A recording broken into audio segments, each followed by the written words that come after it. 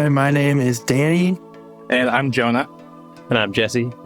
Together, we are making a multi-year trip in parts from California all the way to the bottom of South America. So far, for the first two trips, we've traveled through Mexico and Central America, which you can see on YouTube on Southbound Episode 1 and Southbound Episode 2. Welcome to the Real Riders Podcast. My name's Simon Josie, and this is a podcast about motorcycling and filmmaking. If this is your first time here, welcome and thanks for listening. As you heard, my guests for today's episode are Danny McGee, Jonah Levine, and Jesse Evers. And we're going to hear all about their Southbound project shortly. Before we do that, I want to give a shout out to Sam Pacheco, who helped me connect with Danny, Jonah, and Jesse. Regular listeners will recall that Sam was my guest on episode 5 of the Real Riders podcast and also made a subsequent appearance on episode 15 after releasing his film Mountains of Heaven. Now, Mountains of Heaven was included in this year's PDX Motorcycle Film Festival in Portland, Oregon, as was Southbound episode 2. One thing led to another, Sam did his magic, and then a few weeks ago, I had the opportunity to record the interview you're about to hear. There's one other thing I want to draw your attention to, and that's an article in the March-April edition of the Bike Travel Adventures magazine. The article is called Midnight Sun, Gravel, and Gravity-Fed Fuel, and tells the story of 3 friends, 3 classic Hondas, and a 6,000-mile odyssey to the pinnacle of Europe and back. It was written by Abel Bendall, who you might recall was part of the Trail Worn crew. Abel, Harry, and George from Trail Worn were my guests on episode 42. You can read the article online, and the full magazine exists in both physical and digital editions. I'll put a link to the article in the show notes. Don't forget, you can find the Real Riders podcast on Instagram, where I post, amongst other things, trailers for each new episode. And if you want to know what I've been watching recently, I occasionally post about that on Blue Sky. Links for both the Instagram and Blue Sky accounts can be found in the show notes.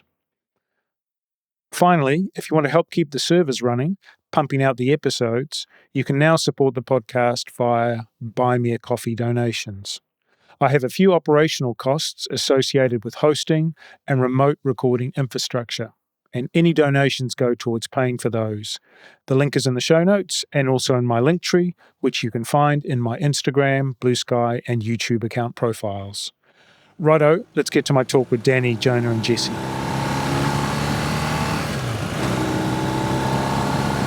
Hi, Danny, Jonah, and Jesse. Welcome to the podcast. Thanks for making time to join me today. How are you all? Doing good. Yeah, thanks for having us on. Yeah, just appreciate it. It's really cool to be here and talk about these sorts of things and share this sort of stuff. So thanks for having us. Yeah, thank you. Really appreciate it. It's fun to be in this context, like talking about motorcycle stuff with a group of listeners who presumably are really into motorcycles. So it's fun to have this opportunity to talk to you. They definitely are into motorcycles. So look, I want to focus most of our discussion today on your 2 Southbound films, which are known on YouTube as Southbound Episode 1 and Southbound Episode 2. But first of all, can you tell me each, what your relationship is with filmmaking? Jonah, if you start, maybe. Yeah, sure.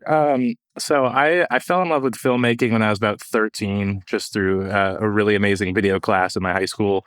And from there, I started making parkour and fear running films, cliff jumping stuff, and then sort of grew into it over the years as my full-time profession, started freelancing out of high school and moved to LA to pursue that further. So been full-time with video for about 10 years now, making adventure content, a lot of the time for fun and some commercial work, and then just kind of fell into the motorcycle filming too.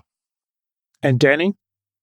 Yeah, so I got into things kind of similarly, like roughly 10 years ago. I just started getting into photography and realized that it was also super fun to make videos, and kind of slowly built a career out of that.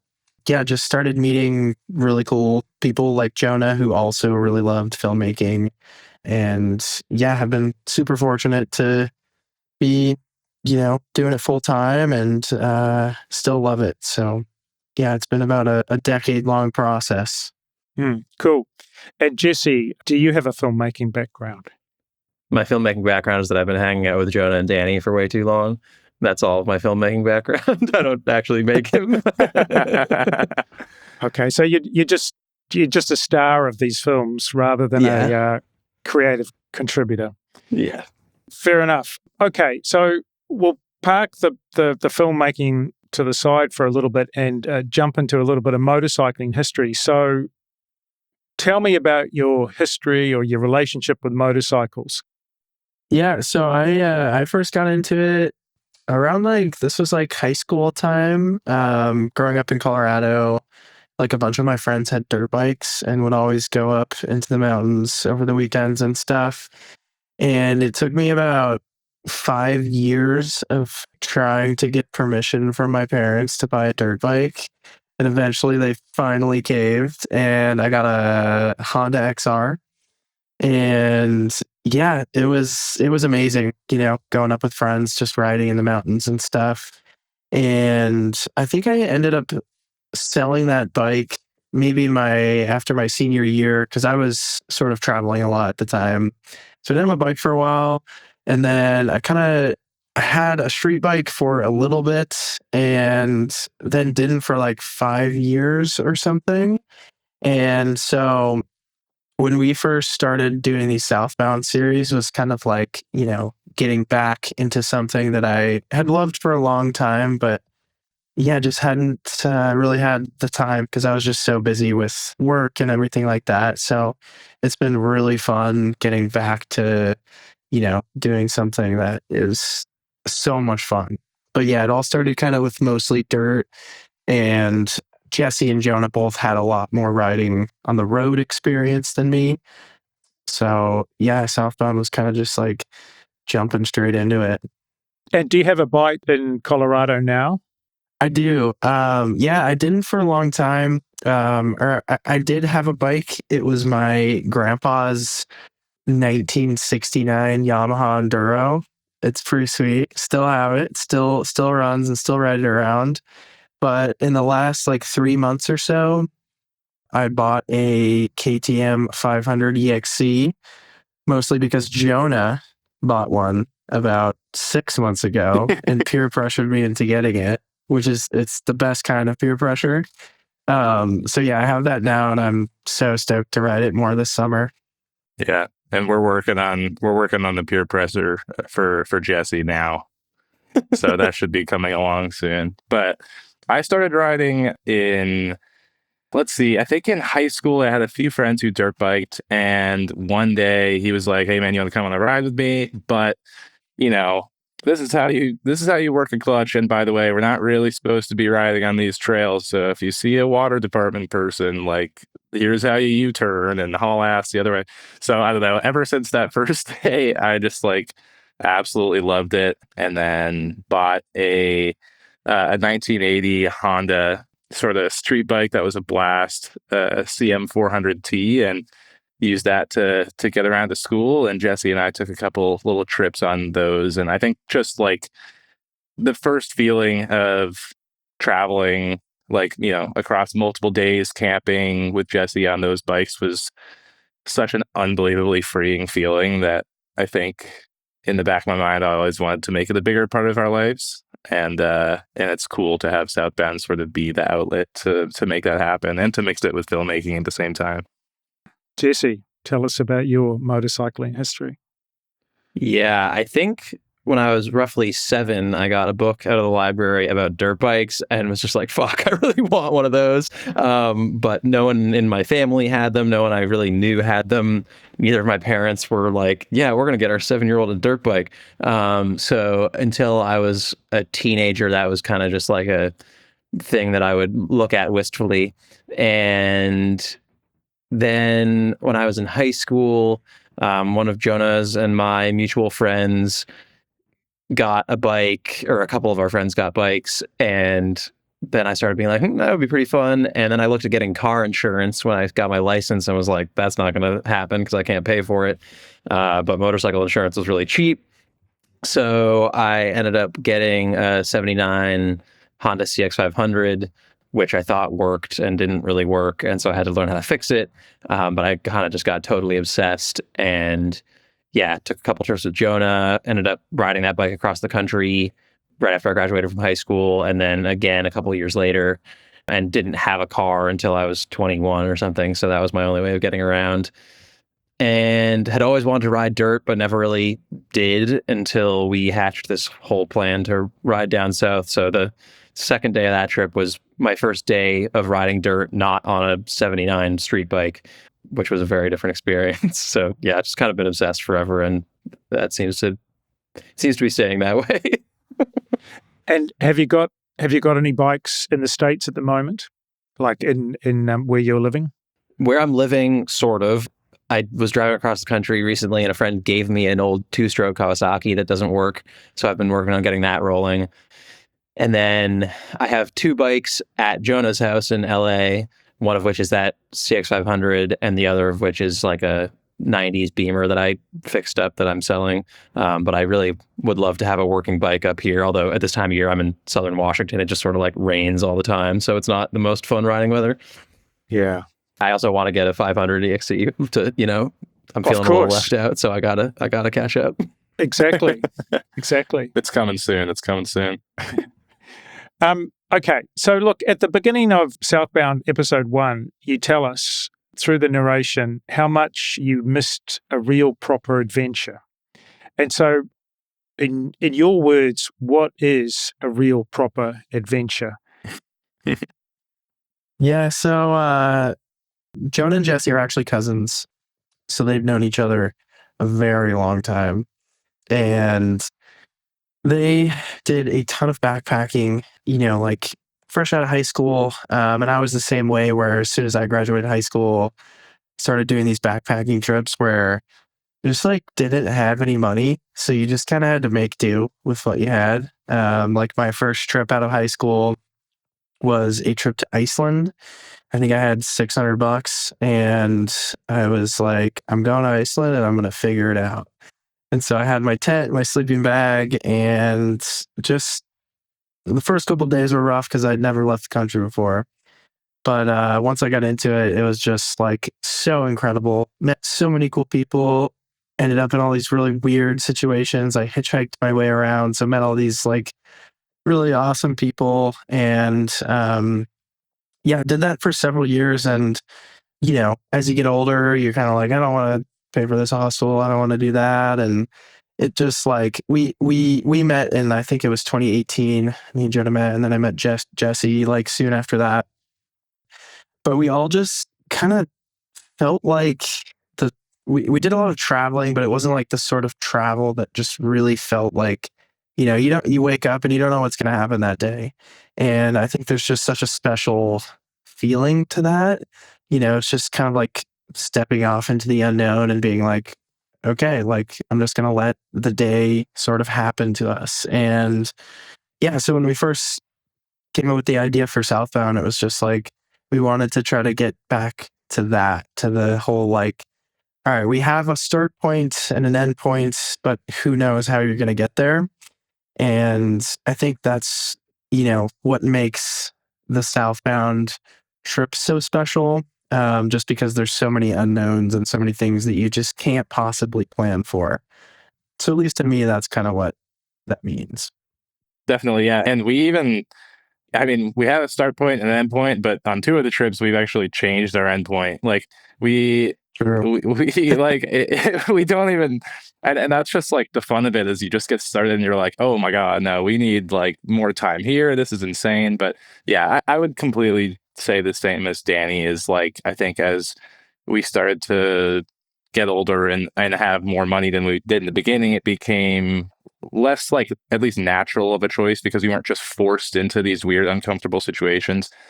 And the fact of the matter is, like, when we were 18 backpacking, 19, and had no money, we have so many ridiculous stories from like that period of our lives traveling that are just like hilarious and like the dumbest things ever. And so I think as you get older, and at least we're not like forced into those things financially as much, having it be like on two wheels in the dirt in areas where we are really not sure what's there sort of forces those like fun situations in a way, in a new way. And I think that is like a big part of what makes them addicting, and capturing those moments is like makes it even more complicated, but absolutely more fun, and is cool to look back on.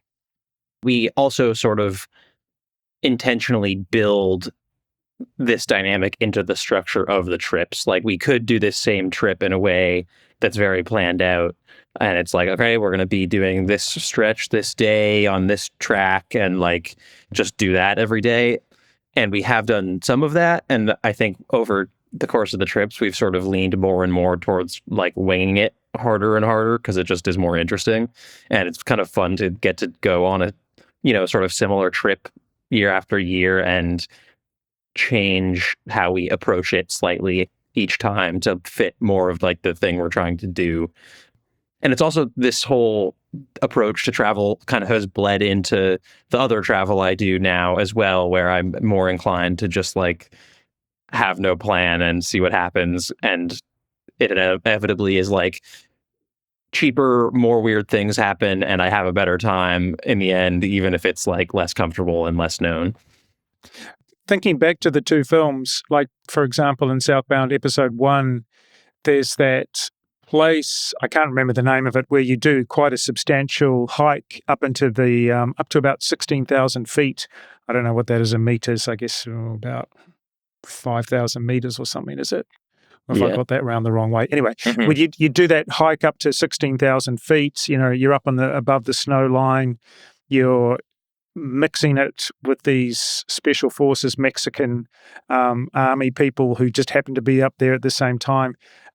Obviously, I'm assuming that's something that you didn't plan before you went on the trip. That was just like you found yourselves in a place and thought, hey, we should do this. Am I right to think that? Yeah, completely. I think that one in particular, I mean, all of us are really into hiking and kind of those types of adventures, but I think that one in particular, I'm pretty sure, like, I posted on my Instagram story that we were north of Mexico City, and I think someone responded and was like, yo, you guys have to try this hike out. Jesse is much more into mountaineering than me and Jonah, I would say. He probably had an idea that this was there. I had no clue, like, this stuff was there. And we sort of looked up the hike, and it was like, this looks insane, but it's also like almost a 17,000 foot mountain. Like, is it something we can do? And so I had no previous notion about it at all. And yeah, I think like that's kind of the theme of these trips, is just like, fuck it, like, let's give it a shot. Let's get to the highest altitude we can.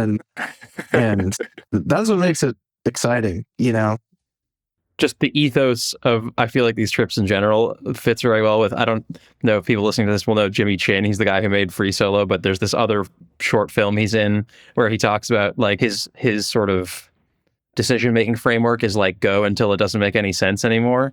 And I feel like that is very much how we approach this stuff, like including hiking that volcano or trails we ride down or something. It's like, all right, well, I guess we'll turn around when this starts feeling like too stupid to continue. And that hike was very much one of those where it's like, okay, well, like, I don't think we're doing anything truly stupid yet, so I guess we're going to keep going up.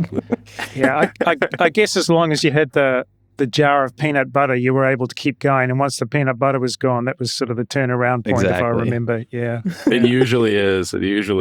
Yeah. Okay. So the initial destination, actually, before you set off on the very first trip, was South America, but you had to abandon that. And instead, for the first part of the trip, you focused on Mexico. So why did you have to abandon going to South America first of all? Yeah, so I guess it's kind of along the theme of what we've been talking about, but yeah, essentially, I think we had planned this whole trip, and we even had flights and everything. I believe we were flying into Santiago, Chile, and we figured that we were just going to get there. It would take us 2 or 3 days to buy like cheap motorcycles. We'd, I don't know, rig up some bags.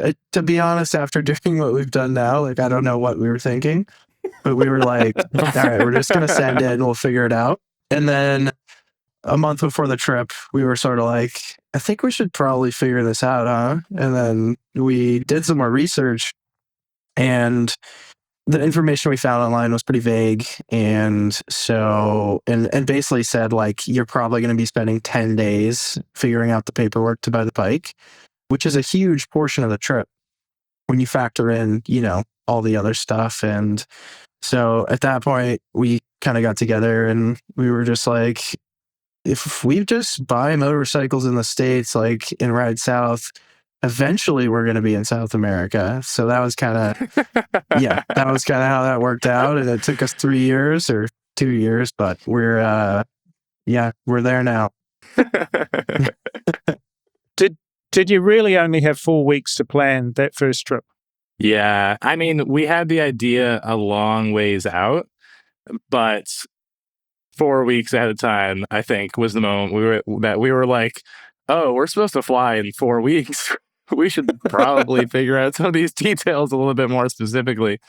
So we've definitely learned from that experience. And although we still probably wait a little bit longer than we should to really figure our stuff out, I think we've just rinsed and repeated enough times to know the sort of general things to look out for ahead of time, and then the things you can sort of wait until a little bit longer before the trip starts. And I'm sure we'll face more repercussions from that thinking sometime in the future, but so far it's worked out okay.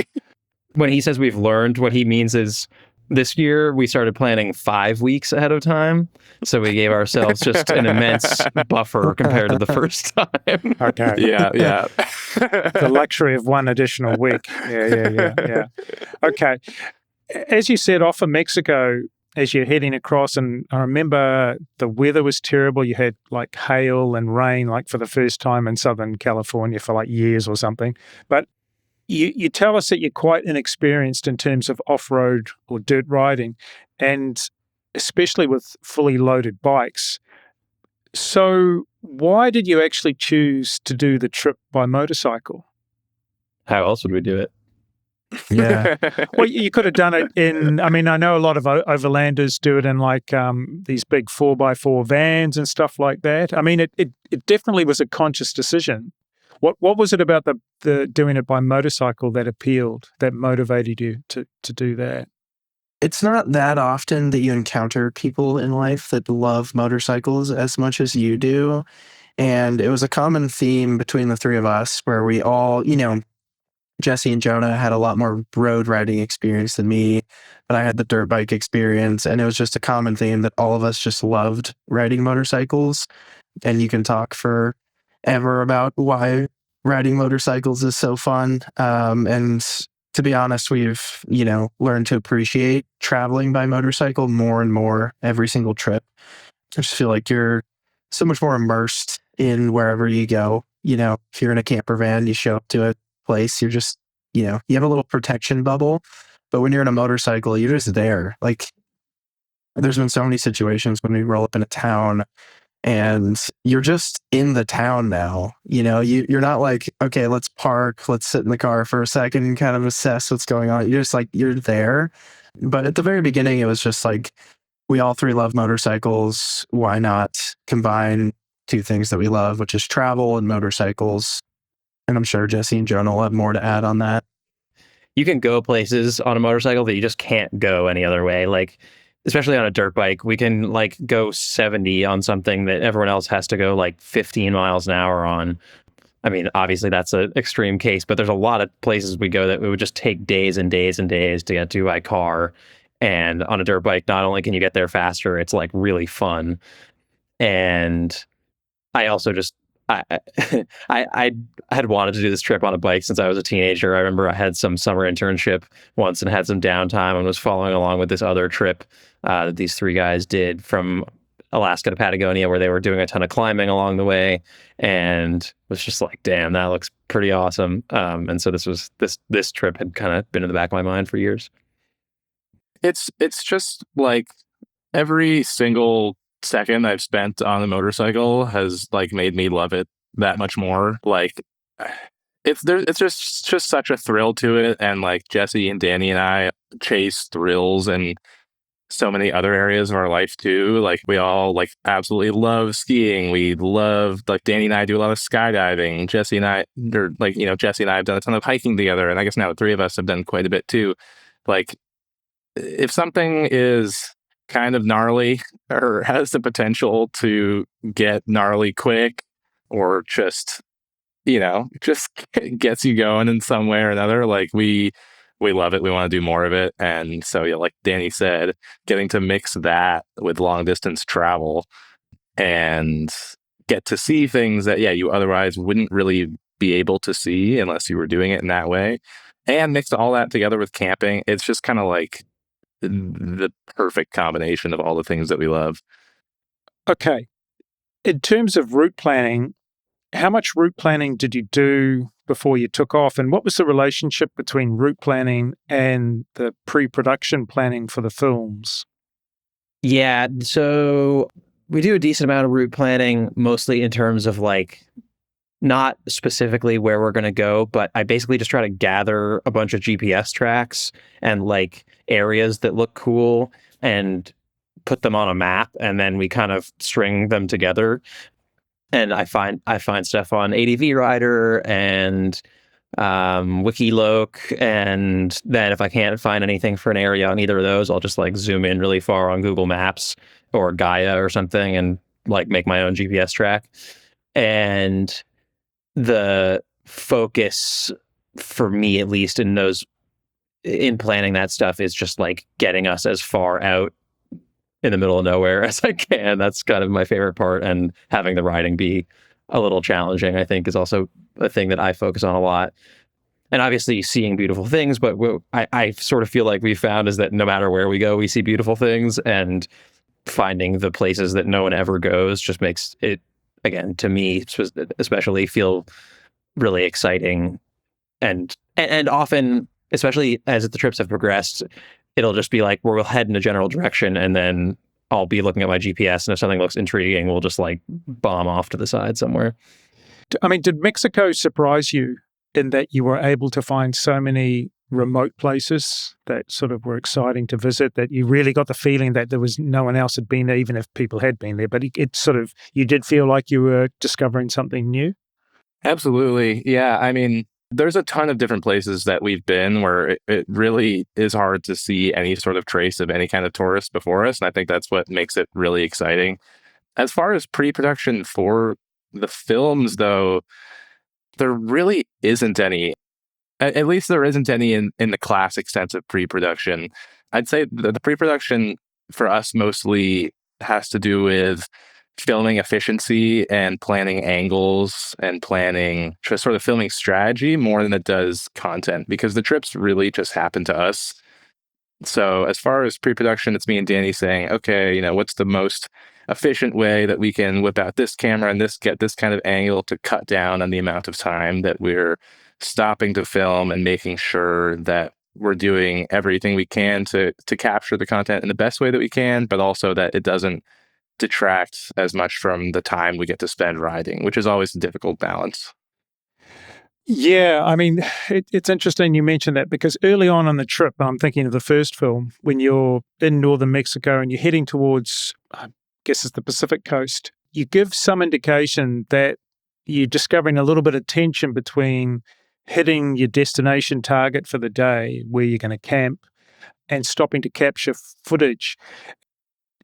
How did that tension develop throughout both films, in terms of, did you find a happy balance between riding the trip but also capturing sufficient footage to be able to make the film that you wanted to make? It's a tricky balance that honestly we take day by day on the trips. Like, obviously Jesse is not as into filmmaking as me and Jonah. He definitely appreciates, the final product, as he said many times. Me and Jonah just like, we love filming. Like, we could go back and forth on a bridge 30 times and get 30 different angles of it and be so excited about every single one. Whereas Jesse's just like, what the fuck are we doing? Like, let's just go. Come on. So it's a balance. Yeah. And I think we've I think even for me and Jonah, we struggle to not take out our cameras.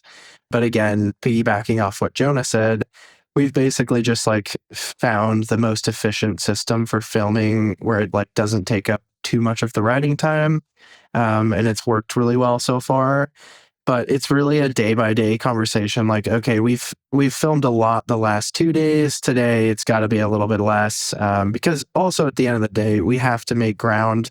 And if me and Jonah filmed everything we wanted to film, we would make it like 50 miles from California and not make any distance at all. So it's a tricky balance, but yeah, we have learned a lot in the past several trips, and it's gotten a lot better. During that 4-week planning period for the first trip, did the three of you sort of sit down and have any discussion about the kind of film that you wanted to come out of the trip? You know, the format, the style, the tone, you know, were there examples of other similar motorcycle travel films that you wanted to emulate? Honestly, there wasn't really any sort of major guiding star for what we wanted to make. I think that the biggest thing that guided us actually was Danny and I and another friend of ours, Eden, went to Mongolia a few years before we started Southbound, and Danny and I collaborated and made a 25-minute sort of mini documentary about our travels there and living with eagle hunters and sort of the western area of the country, these nomadic tribes. And that was like our favorite thing we'd ever made at the time. And we're still really proud of how that film turned out. And so I think when we went into the Southbound series, because after that Mongolia film, we had the idea to do more films like that. And so when this came around, I think we both were like, this is our way to do that with a whole new twist that'll make it so much more fun. So rather than doing on foot, we just added 2 wheels and just sort of approached these trips like, hey, we're going to just tell the story of how this happens, and we're going to go to these far and wide places just on a motorcycle. Does anyone else want to add on to that? I guess the one thing I was thinking is you were asking if we did any discussion of what we wanted the trip, or like what we wanted the film to be before leaving for the first trip. I think we didn't, or like I didn't really discuss it with Jonah and Danny at all. Obviously, we have different roles in this, and I think the first trip would have probably gone more smoothly if we had talked about it more, just to like get all our expectations on the same page. Because I think I was in my head imagining that we'd be like stopping to take a short clip every like 3 hours, and like their idea of it was much more filming than that, and I didn't really realize that that's what they were thinking, and they didn't realize that that's what I was thinking, and like we would have been all on the same page more had we discussed it beforehand. And we did just like figure it out over the course of doing it for a couple of weeks. Like it smoothed itself out. Is that Mongolia trip film publicly available on YouTube or somewhere? Yep, it's on my YouTube channel. It's we posted it in 2 parts, but if you go to my YouTube channel and scroll back to 2019-ish, you can find it. Yeah. Cool. I'll make sure I put that the link to that in the show notes. What filmmaking equipment have you taken with you on both trips, and did it change after the first trip? Did you realize, I don't need this, or I did need something, and therefore you took it for the second trip? We've definitely lightened the load. I think on the first trip, me and Jonah both kind of had our individual kits, and we're like, we're bringing this so we can each kind of operate independently. But going forward, we've been very, like, on a motorcycle, there's just no space for anything. You know, you need room for the peanut butter, so you're going to have to trade a lens for that. And so me and Jonah have been much more mindful of just like, okay, we only need 1 wide lens, 1 zoom lens, and we can kind of swap throughout the trip. But as far as the specific equipment that we're using, we sort of, as far as drones go, we have like a big drone. Right now, it's the Mavic 3 Pro. And that is kept in like a duffel bag. And then we shoot most of the A-cam stuff on a Sony camera. Jonah has a Sony A7S III, which is great. Like most of the video is from that camera. I have an A7S IV that I shoot stuff, whenever I want to shoot, or it's easier for me to grab my camera. A7 IV. A7 IV. So after the first trip, we realized we had to optimize for how quickly we could get shots, because on the first trip, it was like whenever we wanted to pull over and get anything, we had to pull over the bikes, we had to unstrap our duffel bags, open the duffel bag, open the camera bag that is within the duffel bag to get to our cameras and drones and stuff like that. So we basically started riding where Jonah has his Sony camera right in his tank bag. So in 2 seconds, he could pull over, open it up, and get shots on that. And then we also bring a DJI Mini drone. I think on the first one, we had the Mini 3. On the last one, we had the Mini 4, and that's stored right in my tank bag. And so literally we pull over, get the drone up in, 20 seconds or something, and that has helped a ton. And then the other camera that is like really integral to the whole filming is just GoPros.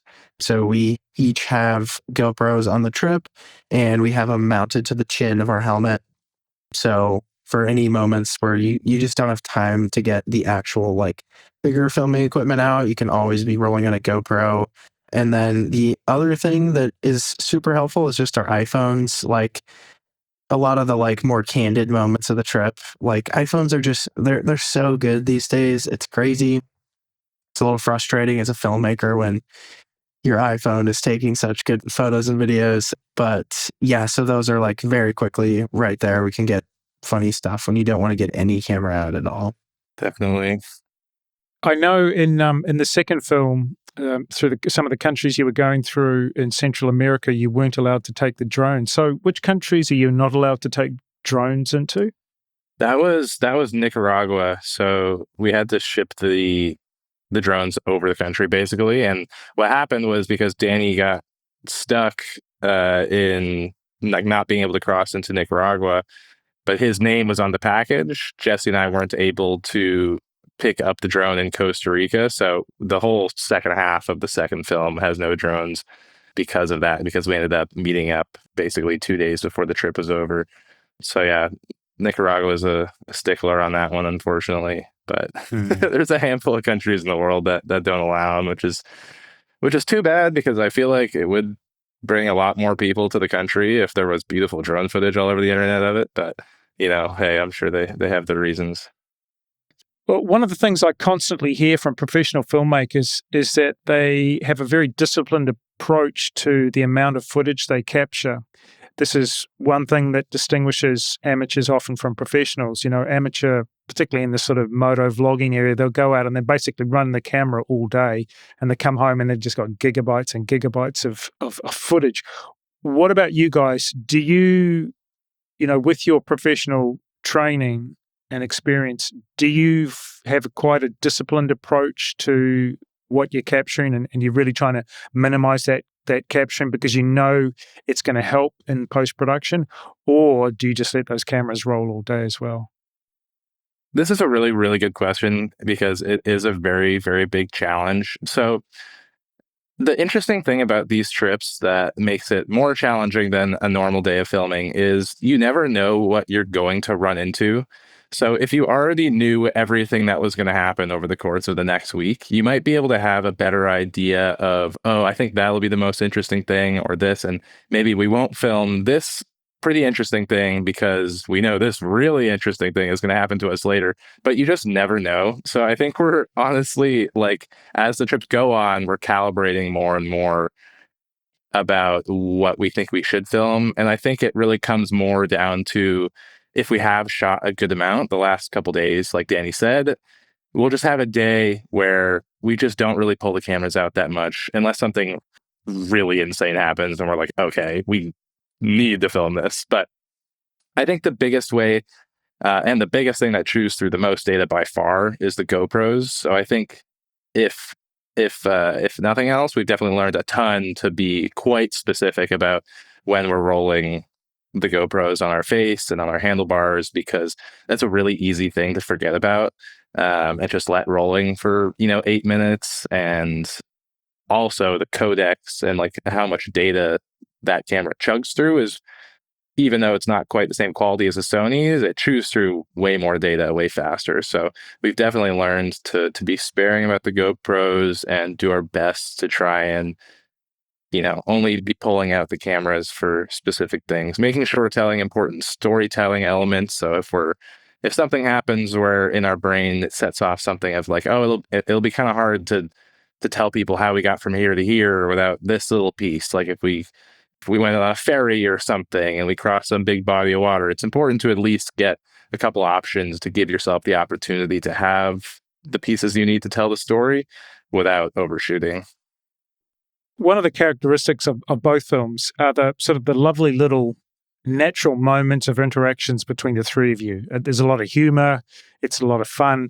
Are you capturing that often with the iPhone, or are you still able to capture that with the other cameras as well? We definitely do a little bit of both. I think one of the hard parts about these trips is, we're doing them to make the films, but we're also doing them to, just have these amazing adventures and feel like it's happening very naturally. And, sometimes the camera has to distract from the moment, and it's sort of a balance that you have to talk about and think about, every single time you pull out the camera. But yeah, I think it's just finding a balance of like, okay, is grabbing the main camera gonna be like this big thing? Like, do you have to like set it up? Or the settings right? Like yada yada. Or it's like, okay, this is happening right this second. There's no way this is gonna happen any other way. So let me just grab the iPhone, let me just grab the GoPro, get this rolling. So yeah, it's really just like moment by moment. We try to film as much as we can on the Sony, but if we don't get it on the Sony, it's not the end of the world. Grab the iPhone out. I think there's a lot of very highly produced motorcycle films out there. And I think something that's different about Southbound is we're not afraid to have iPhone footage. We're not afraid to have GoPro footage in it. And, at the end of the day, if it tells the story, it's like I would way rather have everything shot on like a red camera, perfect high quality. But the most important part about it is telling the story, conveying how we felt in that moment. And at the end of the day, the best camera that you have is the one that you have on you, and the one that will take away the least from the moment. Definitely. And get organic reactions from the people who may be involved. Sometimes, like we've had, for instance, someone at a gate run up to us with a shotgun on their back, like, hey, and in those moments, you're not going to be like, hold on, let me put the mic on the Sony, and yeah, here's this telephoto lens in your face, So those are the moments where the GoPros are really come in clutch to capture those organic raw moments that there's just no way you could capture with a camera crew or with a big rig. And so it's a balance. There's that lovely shot, like you're in a city in Mexico in the first film, where I can't remember whether you've all gone off to get tires, and you go to the KTM shop, and just as you're leaving, there's this lovely shot. There's no way it's staged because it looks perfectly natural of Jonah, you basically going and giving all the mechanics this big hug before you say goodbye to them. And this, please tell me that was not staged, because it looks so natural. And the thing is, if you definitely not staged. Exactly. And if you captured that with an iPhone or a GoPro, it doesn't matter because we can see it. And yeah, the value of capturing that natural moment, it just comes through so much. So yeah, but Danny, you're right. I don't think the iPhone footage or the GoPro footage detracts from the film at all. I mean, it's also been, nicely color graded and matched and everything. So it's not a big jarring jolt when you go from one camera to the other. I mean, obviously the drone footage with the big Pro drone looks gorgeous, but being able to capture those natural moments, they don't look out of place, and they definitely add to the storytelling and to the emotion and the feeling of the whole film. So I think it totally works. What's actually the division of labor on these trips in terms of the filmmaking? Obviously, Danny and Jonah, you're doing the shooting, but when it comes to post-production, like who's editing, who's doing the color grading, color correction? Yeah, so how we do that, we're actually in Rome right now, staying with Jonah's mom, and we're just editing episode 3, which is a trip we did early 2025. So kind of how it works out is I go through and I make a selects timeline, which is like, every clip that could be something in one big long timeline. And then from that, I'll go in and make like a basic skeleton outline. And then after that, like Jonah's way better than me at color grading and sound design and just making like everything flow really perfectly. Whereas like I just find that I'm like enjoy and kind of like taking this huge big thing and being like, all right, these are the moments that are probably important. Here's kind of the vibe we're going for. And then Jonah will come in and really, make it as beautiful as it looks in the final product. So it works out because he could talk about this more, but I think he also enjoys that stuff as well. Definitely. Yeah, it's really great. I mean, Danny it kind of just speaks to our professional careers as well too, because Danny does a ton of longer form YouTube videos. He's constantly telling these like longer stories, and of course is doing a lot of his own like editing and that sort of thing. And most of my background and my like expertise is in like commercial work and like at least on average like higher production environments where each shot like it's all just a bit more meticulous. So I think like when we combine forces, it works really well for this sort of thing. And we both do a lot of the music sourcing, and Danny does the bulk of the script writing, and usually we'll collaborate to sort of tweak it in the end. And it's just a really enjoyable process. We've been working together for so long that it is hard to find someone that you can sort of just hit such a stride with in editing, because it's just a very particular process. And so it's really cool that we're able to combine forces and sort of like, go head down in the editing cave for a long time together, because it's a very long process putting one of these films together, and the daunting task of putting together multiple in a row is just a lot better shared with someone else. So we're definitely really lucky and grateful to be able to do that. And Jesse, what's it like? Because I assume you probably don't get your hands dirty with post-production. You just do the trip and then you look forward to watching the finished product. So what's it like to see those films when they're finished? It's pretty crazy. I mean, I think that makes it kind of even more crazy is that by the time I watched the film, the trip happened a year ago. So like there's all this stuff that I forgot happened that is in the film. And so it's really fun to like be able to kind of relive something that's not from so long ago, but like long enough ago that I don't remember big chunks of it that well. And I don't know, it's also just kind of funny, both cool and funny, seeing this trip that in a day-to-day sense, like has lots of really incredible parts and lots of fairly routine, banal, like just dealing with all the random bullshit that happens parts, compacted into an hour and a half of just the sort of highs and lows, but very little of the middle in it. So it's really cool to see. And I give these guys immense props on being able to turn that ridiculous volume of footage into something that feels cohesive as a narrative over the course of like an hour and a half film. Like that's a kind of immense task when, especially this third trip, we were gone for like 7 weeks. And so turning 7 weeks of like all sorts of ridiculous shit happening into something that's watchable in a 90-minute time frame is just like a huge undertaking. Yeah. Without Jesse, like the films would not exist. And he doesn't necessarily like sit in the edit cave and edit them, but he is sort of the resident mechanic / like main route planner of the trips. And that sort of allows me and Jonah to have the freedom and mental capacity to focus on the filming.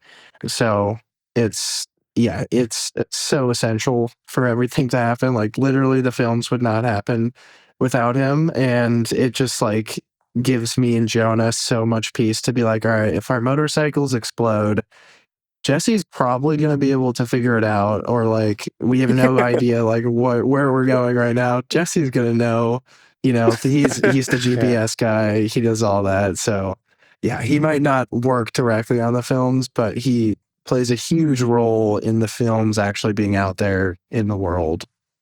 It's true. It's like in the world of bigger productions, like, I mean, we're wearing so many hats on these trips, but Jesse is essentially the role of a producer, like what you would classically think a producer does in sort of other bigger productions. And so, honestly, when you talk about pre-production, like Jesse does more pre-production for these trips than we do, because it's route planning, it's bike prep, and I mean we're all collaborating at a certain sense, but Jesse's leading the charge and sort of making sure that we're not gonna get stranded in the middle of nowhere. And so yeah, it's sort of we all sort of and die. So we all sort of have different strengths, and it works really well together as far as a 3-person team. Yeah, I mean, I think you couldn't live without Jesse, because clearly you guys have so many flat tires. I can't believe the number of just within the first 2 films. It's just, I mean, there was one town it was in Central America, I can't remember which country, town. where you sort of went 50 meters and you got, within 50 meters you had 2 flat tires. It was just ridiculous. I think you said the road was clearly just made of dirt and old nails, and you got 2 of them. When it came to making the second film, did you have any concerns that you were just going to make a carbon copy of the first film? Was that ever a discussion you had, or did you do anything to actively ensure that it wasn't just a repeat of the first film? Yeah, so that's a really good question, and that's honestly something that goes through my head now quite a bit. We didn't really do anything specific to make sure that didn't happen, other than just have a very different experience on the trip. We did certain things, like we had a little bit more of a focus on 360 cameras to try and tell more unique angles, which now we're definitely going to do less of because editing that shit sucked. But overall, like, I think we do try and just keep a fresh approach while we're on the trips and say, like, how can we tell this story from an interesting way? But I think particularly, and we haven't mentioned this before, but it's going to take 5 trips to get to Ushuaia, to the very bottom of the continent. So there will end up being 5 total films. And so that's a really challenging aspect of this that we're definitely going to have to pay more and more attention to as we go. And particularly right now, as Danny and I are editing, or we're beginning the process to edit the 3rd film, that's something that's going to be very much on our mind. So yeah, honestly, I'm glad you said that, because that's probably something that Danny and I should talk a little bit more of as terms of having a specific strategy, because you definitely don't want it to feel stale. I've seen the first film about 3 times. The first time I saw it was at Toronto at the film festival there. And then I watched it a couple of months ago, and then I watched it again a couple of days ago, and then I watched the second film.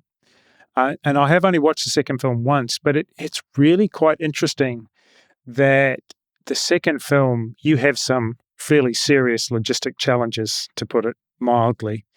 And it really has almost the vibe, and tell me if I'm being too harsh here, but it almost has the vibe of the difficult second album, if you've ever heard that term before, And did you feel that as you were editing it, and were you trying to avoid that kind of feeling actively, or were you confident there was enough different kind of story there to make it different from the first film, but still keep the same sort of energy? What were you feeling, or what were you thinking about as you were going through editing that second film?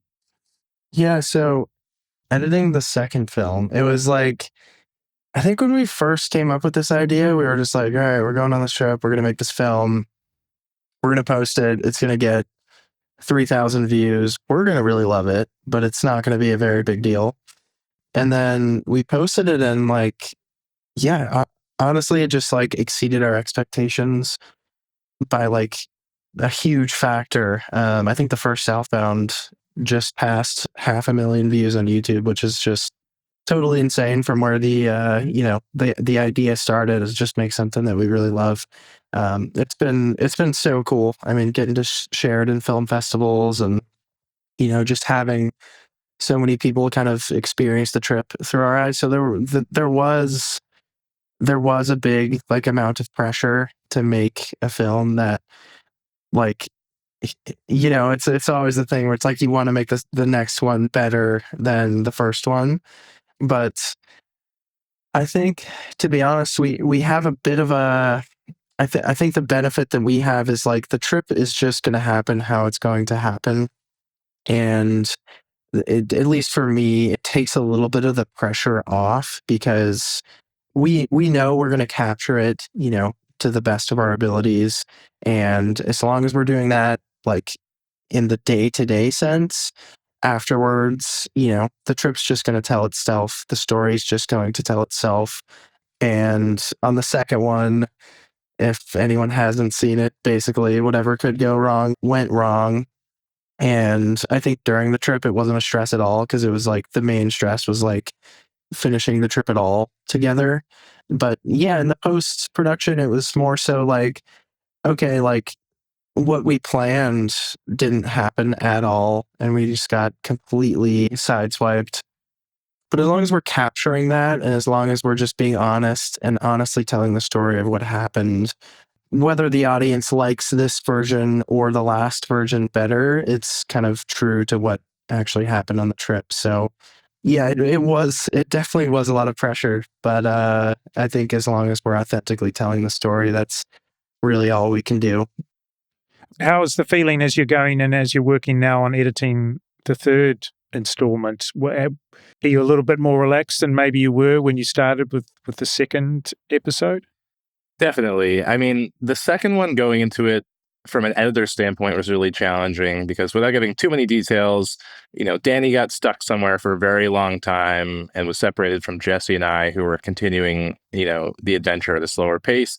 And so the energies between the two storylines were hugely different. And so going into editing that film, I think Danny and I were both really nervous. We were like, these storylines are so different. How do we tell them in a way that still feels unified and doesn't feel choppy? And so that was a really huge challenge. But honestly, going into this upcoming film, first off, the trip was 7 weeks instead of 4. So we have so much more footage to work with. I think the biggest challenge for us on this one is how the hell do we keep this thing under 2 hours?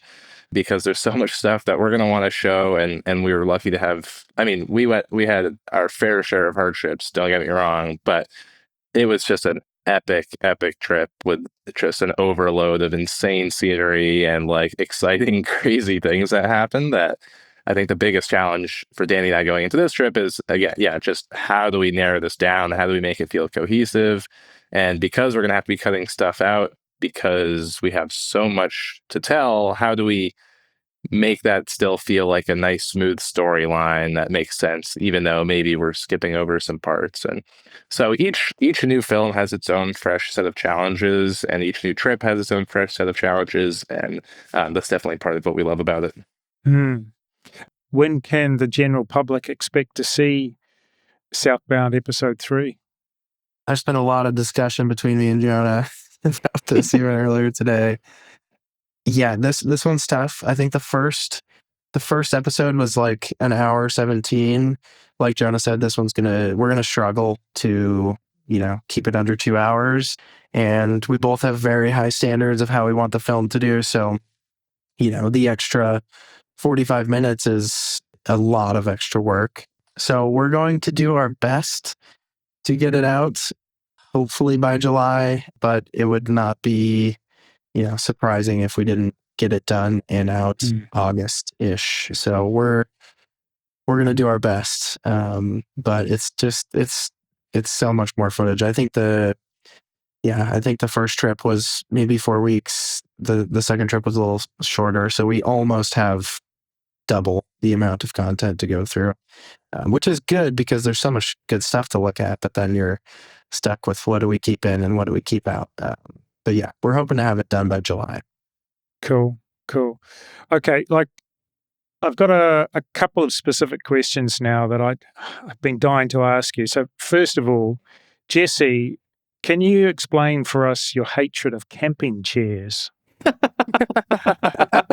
I mean, what's your problem, buddy? Because I just don't understand. The thing is, what I don't I just have a really understand is plush ass.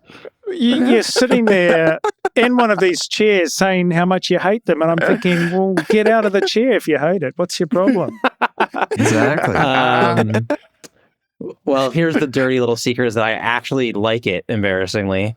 I knew it. But I didn't shut the fuck up. I didn't.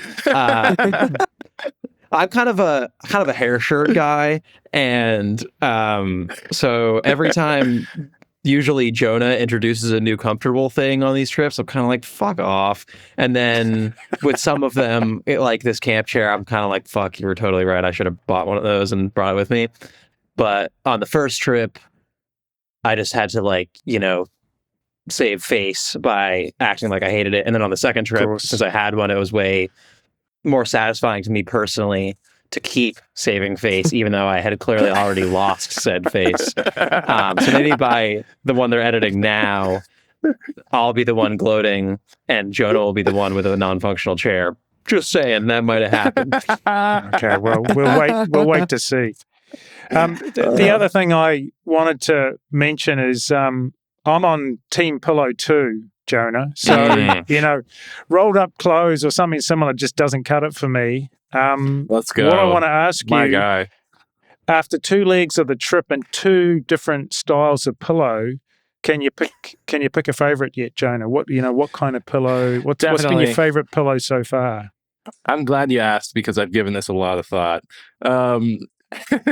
No, so after the first trip, and for those who haven't seen, I brought a pillow that definitely was not the size of a full-size bed pillow. I'd say it was about maybe half that size or so, but it was white, which was a huge mistake. So I learned a lot from that.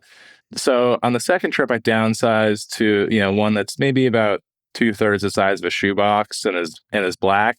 That one treated me a lot better. And so I found that mixed with a bundled up sweatshirt is the perfect amount of plush to portability ratio for myself. It maintains the joke of the pillow being brought, which I definitely would, even if no one thought it was funny. And also, you know, it's not too big to stuff in my bag. I get to put it on the back side of my duffel bag while I'm riding, lean up against it, and so that's my preference. Nice. Okay, well, thanks for doing that research for all of us. No problem. We'll make note of that. I have a funny pillow anecdote from recently, which is that I was the only one of the 3 of us who was able to go to the Motorcycle Film Festival in Toronto. And I got an email from Caius, the guy who runs that, like the day before I was going to fly to Toronto, asking me or saying that there had been multiple requests to bring the pillow with me. Excellent. But it unfortunately met its fate in a trash can in Chiapas like 2 years earlier. But I was very amused that people were asking to see it because I don't think anyone should really even touch it. Oh, well, obviously, I had to ask about the pillow, so it makes sense to me totally. Okay, we're on the home straight. I just got a couple of final questions. The first one is, with regards to your own filmmaking, who have you taken inspiration from and who would you recommend others to watch? Maybe Danny, if you go first. Yeah, so as far as like the motorcycle adventures, in like high school, I watched Long Way Round, which is a pretty obvious one. That's, you know, 2 guys riding motorcycles around the world. It was a pretty different time, like filmmaking wise, but I did really respect that for the most part. A lot of that first Long Way Round journey, most of the filmmaking was done with just the 3 of them. You know, there was 2 of them, and then they had 1 dude on a motorcycle. And I felt like, as you know, they made 3 or 4 of those, and I feel like as it went on, you know, their production got a lot bigger. But my favorite one is Long Way Round, just because it felt like really grassroots and like it was just, you know, it was them versus the world. As far as filmmaking goes, one of my favorite movies ever is The Secret Life of Walter Mitty, and it's just kind of encapsulates that like idea of adventure and kind of stepping into the unknown. And I think as the years have gone on, just the filmmaking itself has really made an impact on me. There's a lot of symmetry in that movie. I really love that. Stationary shots where you just set something on a tripod and kind of let the action of the shot tell the story instead of moving the camera a ton. And yeah, just I feel like those two are big ones. There's also another series that is not very well known. It's called Departures. It was on Netflix years ago. This was another thing that I watched in high school. And again, it's just three friends that travel the world for an entire year. And it's just the three of them, and it feels very authentic. And so just the theme of, going on a trip and capturing what happens as opposed to really highly produced things is something, as far as like the storytelling and the overall kind of feeling of it. Stuff like that really, really inspires me. And, it's a lot of work, but it just, it really conveys the sense of the trip a little bit better than something that's, has 8 cameramen and is just really highly produced. Jonah? The thing for me is I think one of the things that helped us sort of keep this fresh or had the possibility of doing so in the beginning is I really hadn't consumed that much like adventure motorcycle content prior to, making our first feature of that exact sort of thing. So we didn't really know like what rules to follow and what rules to break and anything like that. We kind of just went out and did what felt natural.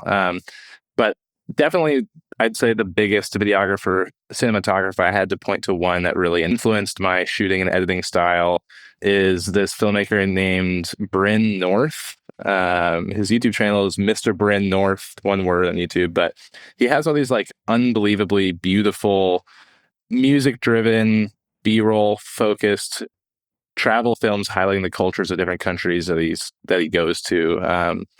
And, from all around the world. He captures action, adventure content really beautifully. He uses a ton of movement and really like raw sound effects, incredible gimbal work and detail shots, and just does a really incredible job of telling a story basically entirely visually and through sound, music. And so I think that is something that we've tried to bring to these trips is how are we telling the story here, not just by pointing the camera at us and saying this is happening and we feel this way about it, but doing so through music when we wake up in the morning and it's quiet, like capturing the mist rising off the grass and using a really ethereal song that makes you feel like you're taking a breath of fresh air. And so he's one of those artists for me that I think really helped me learn how to do that. And another guy that I love watching all the time now that I'm especially more into the adventure riding content is Adam Riemann, who's just like a badass rider from Australia who's just, I've learned a lot of actual riding techniques from him, but he's also a really inspiring guy as far as telling the story of his rides, talking about how he's feeling and capturing these cool angles and stuff. So he's, incredibly fun to just watch ride a bike no matter how it's captured because he's just insane at it. But yeah, I would say those are two people that I'd pick out. Cool. Jesse? Well, I'm not really a filmmaker, so I don't have a whole lot of people to point at in that realm, but from a adventure ethos standpoint, one guy, particularly in the motorcycle world, who has made motorcycle content that I kind of look up to is James Barkman. He was one of the 3 guys who was on that original trip that I was talking about, the Patagonia Ushuaia climbing riding trip. He's kind of like the only person I can think of who's in the like I would be intimidated if I met them because I like their stuff so much category. And I ran into him at a cafe while I was on a motorcycle trip in San Luis Obispo in SoCal, which was really weird. And yeah, I also do a fair amount of writing of different kinds, including about these trips, but also lots of other stuff. So I don't know, there's lots of people I could go into in that category, but it feels like somewhat of a departure from the sort of like motorcycle filmmaking stuff. And just real quick, worth mentioning for anyone who's interested in hearing more about our trip or has seen the films, yeah, Jesse has like extremely detailed ride reports with photos and sort of like a diary entry style, right? His style of writing is really sick, and I mean, yeah, those are really, really cool and super fun for me and Danny. In the same way that Jesse sort of like forgets things and about the trip and gets to watch them, for like the two of us to get to go back and read those, we get the exact same sort of feeling. Okay, final question, and I'm going to ask in the reverse order. So, Jesse, you're up first. Does the filmmaking enhance or diminish the pleasure of a motorcycle ride for you? Diminished for sure. It's just like, I mean, we all know that. Like, I would be just riding. So it's just one of those things. Like, I want to do it with these guys, and I really enjoy the end products. But like, certainly, I would personally enjoy the ride more if it wasn't being filmed. But that's a small sacrifice that I'm willing to make to like get to do something really enjoyable with my friends. Cool. Jonah, you can go next. Yeah, I would say it depends on the day of the trip. I think there's some days where I am exhilarated by the filming and I love it and I have a great time. And there's other times where, particularly like when we're down in the dirt and we're wet as hell and the border agent is giving us shit, and like I go through moments of like this is important, like I have to capture this, and it sucks. So I would say there are absolutely days where I wish we were not filming it, and there are some days where I have so much fun that we are. Okay, Danny, it's a little bit tough you being third to go with this one, but you're going to have to try and say something original now. But yeah, what about for you?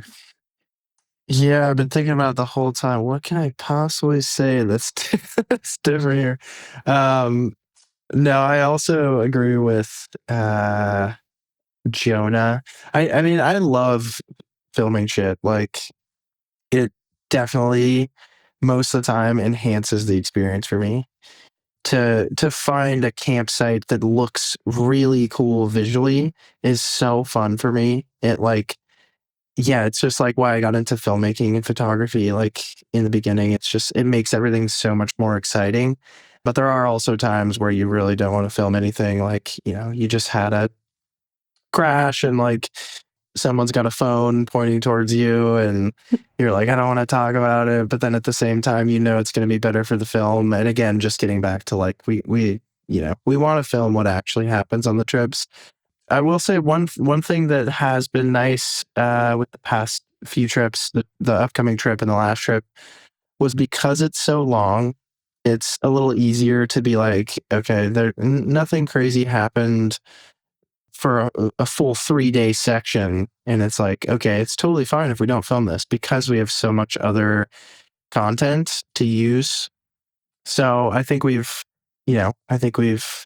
sort of like struck a bit of a balance where like, if we have to stop to film this certain thing, I think Jesse feels a little more okay doing that, knowing we have a lot more time.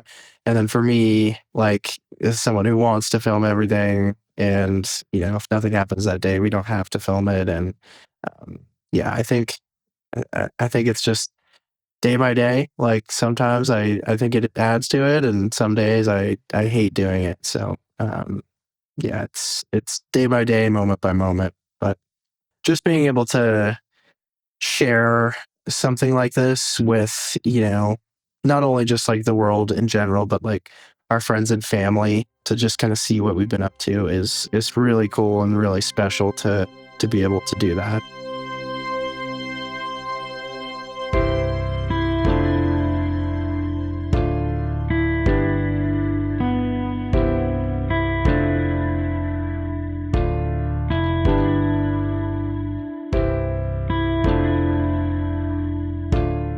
Thanks so much for being my guests for this episode, Danny, Jonah, and Jesse. Now's your chance to tell everyone where they can watch the 2 Southbound films online, and also tell people where they can find and follow you online. Yeah, so you can find episode 1 and 2 of Southbound on my YouTube channel. You can just look up the YouTube channel Danny McGee, or if you just type in Southbound motorcycle film on YouTube, you can find it there. And then for me personally, I'm most active on Instagram, and you can just find me there. My handle is @McGee. And you can find me on Instagram at Jonah_Levine. and I have some travel films on there, as well as my YouTube at Jonah Levine. And then the 2-part series that Danny and I did traveling to Mongolia. If you just go on YouTube, they're also on Danny's YouTube channel, but if you just type in travel to Mongolia far and wide, you'll see parts 1 and 2 pop up there. And I'm on Instagram at jesse.evers. I'm probably most active there. I also do a lot of writing of all different kinds. That's on jesseevers.com, just my first and last name.